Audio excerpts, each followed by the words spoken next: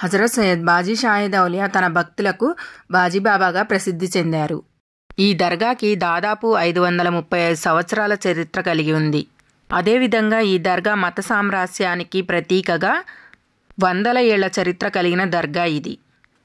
ఇక్కడికి తెలుగు రాష్ట్రాల నుంచే కాకుండా తమిళనాడు, కేరళ, కర్ణాటక, ఢిల్లీ వంటి రాష్ట్రాల నుంచి కూడా పెద్ద ఎత్తున భక్తులు తరలివస్తారు.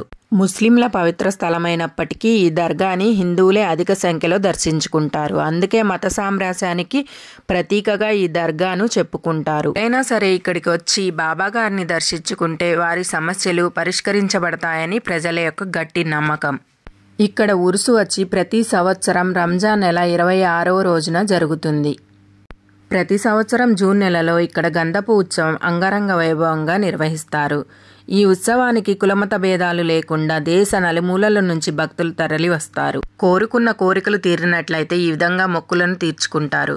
మేమైతే ముజావర్ గారితో ఒక అర్ధగంట సేపు మాట్లాడాము. ఎందుకంటే మేము ఎప్పుడు వస్తుంటాం కాబట్టి వారిని కలిసి వారితో మాట్లాడడం అనేది జరిగింది.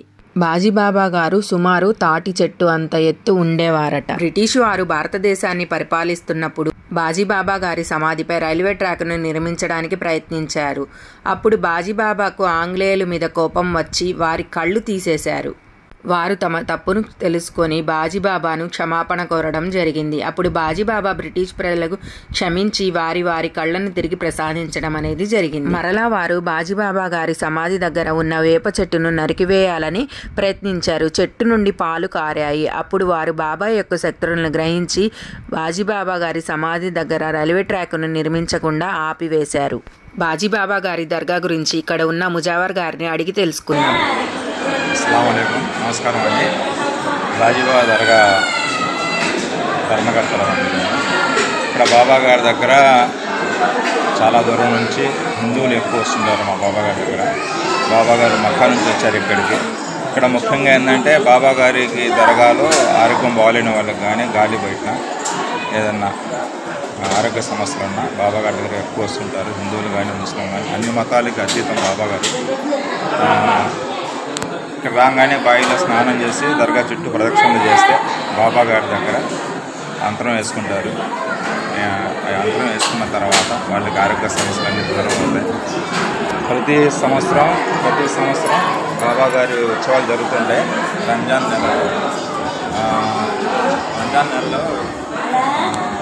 పండుగ జరిగింది. బాబా గారి ఉత్సవం చాలామంది భక్తులు వేలాదిగా పాల్గొంటారు.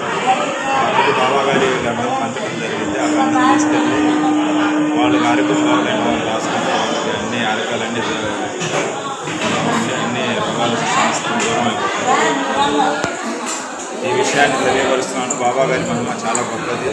భక్తులు ఏదైనా ఆరోగ్య సమస్యలు ఉన్నా బాబా గారి దగ్గరకు వచ్చి బాబా గారిని దర్శించుకోండి. ఆయన మహిమతో మీ యొక్క అనారోగ్యాలన్నీ దూరం అయిపోతాయి. మీకున్న సమస్యలన్నీ దూరం అయిపోతాయి. ఇప్పుడు మీరు చూస్తున్నటువంటి ఈ బావి షఫా బావి. ఈ బావి నీటితో స్నానం చేస్తే దీర్ఘకాలిక రోగాలతో బాధపడే వారికి ఉపశమనం లభిస్తుంది. శ్రీకృష్ణదేవరాయలు బాజీబాబా గారి ఆశీర్వాదాలు పొంది ఇక్కడ బావి తవ్వించారని ఇక్కడి చరిత్ర. శ్రీకృష్ణదేవరాయలు యుద్ధానికి బయలుదేరేటప్పుడు ఈ బావి నీటితో స్నానం చేసి బయలుదేరేవారట. దర్గా చుట్టుపక్కల మనకు కావలసినటువంటి కొబ్బరికాయలు, మిఠాయిలు, ఇంటికి కట్టుకునే ఈ దిష్టి యంత్రాలు అన్నీ ఉంటాయి. చూడండి ఫ్రెండ్స్, ఈ అమ్మాయి తనకి పట్టిన దయ్యాన్ని ఏ విధంగా వదలగొట్టుకుంటుందో తనై తానే. బాబాగారి మహిమ అన్నమాట ఇది. ఈ విధంగా గాలి ధూళి సోకిన వారు చాలామంది ఈ దర్గాకి వచ్చి వెళ్తూ ఉంటారు.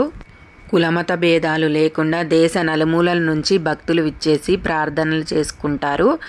ఈ దర్గాని దర్శించిన వారికి ఎటువంటి మానసిక శారీరక రుగ్మతలు ఉన్నప్పటికీ అన్నీ తొలగిపోతాయని మరియు కోరిన కోరికలు నెరవేరుతాయని భక్తులందరి నమ్మకం.